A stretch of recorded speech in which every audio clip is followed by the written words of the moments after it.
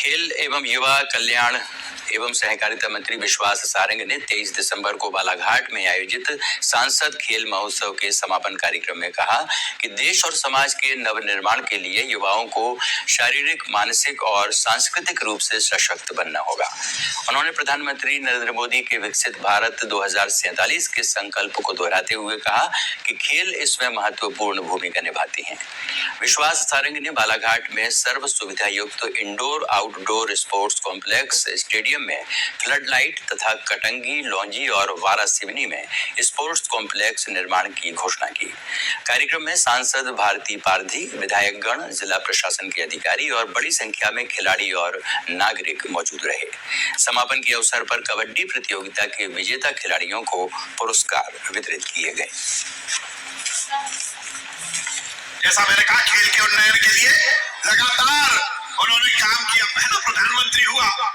यदि इंडिया की team cricket के मैच में हार जाती है तो समस्त प्रोटोकॉल को तोड़कर हमारा देश का यशस्वी प्रधानमंत्री था जो ड्रेसिंग रूम में गया और हमारे खिलाड़ियों की हौसला अफजाई की। कोई दिक्कत नहीं, अगली बार देखना, जीत और हार तो खेल का मुख्य अंग होता है।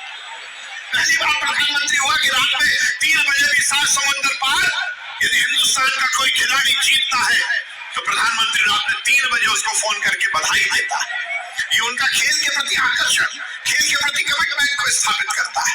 और इसीलिए उन्होंने ये निर्णय लिया कि यदि इस देश के युवाओं को एक रूपता के साथ इस देश समाज के नवनिर्माण में लगाना है तो हमें उसको शारीरिक और मानसिक रूप से सुदृढ़ करना होगा। और यही विचार तो विवेकानंद ने भी रखे थे। विवेकानंद ने कहा था कि यदि इस देश को 21वीं सदी में इस दुनिया का सबसे सर्वश्रेष्ठ राष्ट्र बनाना है तो इस देश के युवाओं को सुव्यवस्थित करना पड़ेगा, उन्हें मानसिक और शारीरिक रूप से समाज के निर्माण के लिए लगाना होगा।